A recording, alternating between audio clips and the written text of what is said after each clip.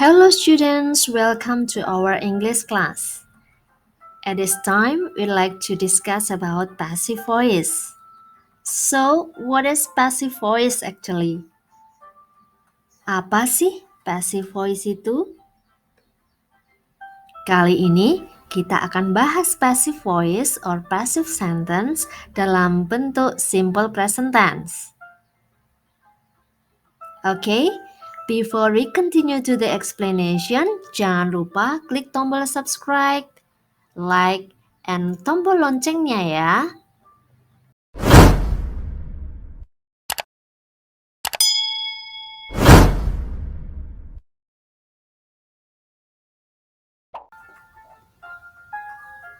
Well, students, if there is passive voice or passive sentence, we also have active sentence.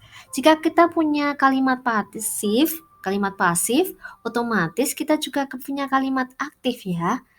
Dalam pelajaran bahasa Indonesia, kita juga mempelajari kalimat aktif dan pasif. It's almost the same. So don't worry about it, okay? Okay, before we talk about passive, it's better for us to know what is active sentence. Apa sih kalimat aktif itu? So, active sentence is if the subject does an actions to the object. Jadi dalam kalimat aktif itu, si subjek ini melakukan satu pekerjaan kepada objek. We have example here. She writes a letter. Jadi she di sini does something to a letter. She melakukan sesuatu pada surat, yaitu menulis. Seperti dalam kalimat bahasa Indonesia, kalau kalimat aktif itu nanti artinya me. Jadi she writes a letter di sini artinya dia menulis surat. Nanti ada contoh lagi, dia mencuci baju. Mereka membaca buku. Me gitu. So what about the passive? The passive, pasifnya bagaimana? Kalimat pasifnya berarti objeknya yang dikenai sesuatu. Objeknya yang dikenai satu pekerjaan. Jadi nanti di kalimat pasif artinya di. Jadi nanti surat ditulis oleh dia. Baju dicuci oleh dia. Buku-buku dibaca oleh mereka. Begitu ya, paham ya sampai di sini? Tapi kalian tahu nggak kapan kita harus menggunakan kalimat aktif dan kapan kita harus menggunakan kalimat pasif? Alasannya apa sih? Kenapa kita harus menggunakan kalimat pasif?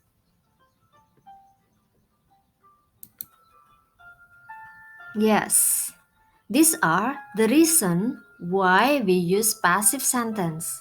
Ini adalah alasan-alasan kenapa kita harus menggunakan kalimat pasif. First, focus on the object.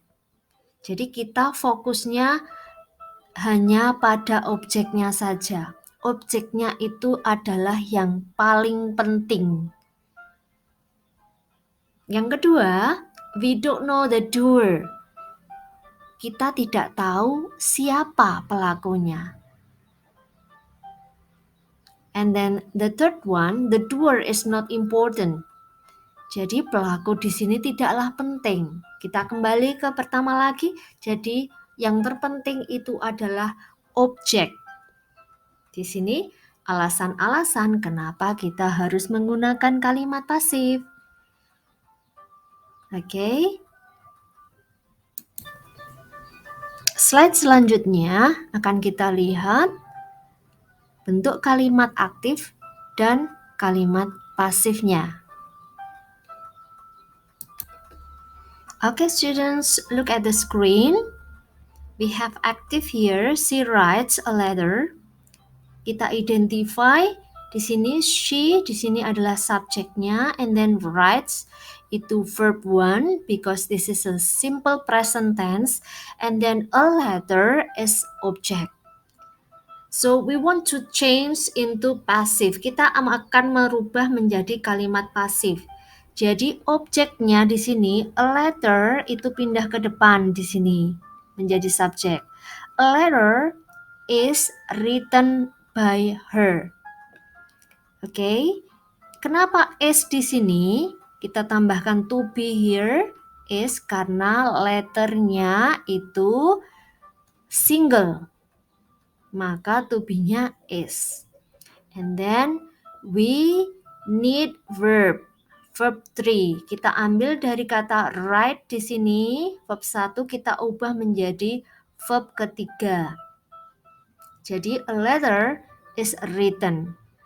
Oke, we have here by di sini menunjukkan agentnya atau the doer, orang yang melakukan, yaitu she tadi. Tapi di sini nggak boleh by she gitu, nggak boleh ya. Kita harus mengubah pronoun she di sini menjadi objek, yaitu by her. Kenapa saya kasih kurung di sini? Karena di sini optional. Kita kembali lagi ke reason tadi bahwa the doer is not important. Jadi pelakunya tidaklah penting. Jadi kamu boleh menulis, boleh menyebutkan atau tidak. It's up to you. Optional gitu ya. Oke, kita ke contoh yang berikutnya. Okay, we have active here. They eat some apples. They di sini adalah subjeknya. Eat itu adalah verb 1 karena di sini bentuknya simple present tense, and some apples is object. Kita change, kita rubah menjadi kalimat pasif, berarti some apples-nya pindah ke depan. Some apples, ingat, some apples itu apples-nya berarti more than one, berarti kita membutuhkan to be are. Ya, are. Kita merubah eat, makan, verb ketiganya menjadi eaten. And then by them is the agent atau the doer. Some apples are eaten by them. Oke, sampai di sini paham belum? Kalau belum paham, akan kita tambah satu contoh lagi. Ya, Miss Linda cleans the room. Miss Linda is subject here in active sentence and then cleans the room. Ya, kita mau merubah menjadi pasif, the room-nya otomatis nanti di depan. The room, how many room we have here? Oh, only one. Jadi kita hanya butuh is, karena room-nya hanya satu, is. Kemudian kita merubah verb clean menjadi verb ketiga, yaitu cleaned. The room is cleaned by Miss Linda. Begitu ya. Nah, ini adalah pattern dari kalimat pasif. Yang tadinya aktif, kita akan rubah menjadi pasif. Ya, objek kita pindah ke depan di sini. Terus kita membutuhkan be dalam bentuk simple present tense. Be-nya itu berupa is dan are. Tinggal kita identify berapa nanti, apakah single ataukah plural. Kalau single berarti is, kalau plural atau jamak nanti are to be-nya. Kemudian kita membutuhkan verb ketiga, kita ambil dari verb di kalimat aktif di sini, kita rubah menjadi verb ketiga. Selanjutnya kita bisa tambah by pelaku di sini, tapi this is optional. Boleh ditulis atau boleh disertakan atau tidak, itu tidaklah penting.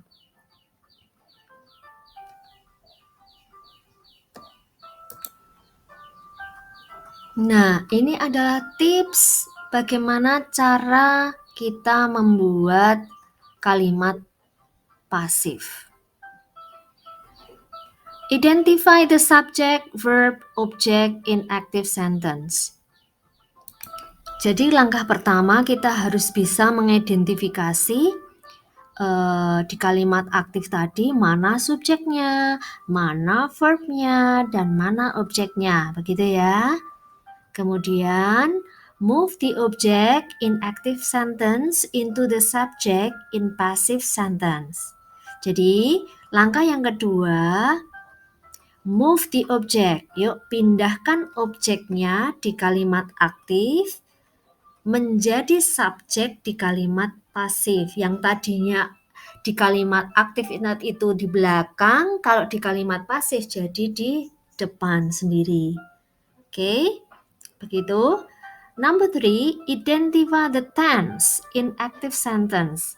Kemudian tips yang ketiga adalah kamu harus mengidentifikasi tenses di kalimat aktif. Tensesnya apa toh? Kebetulan kali ini kita mempelajari atau fokus di simple present tense.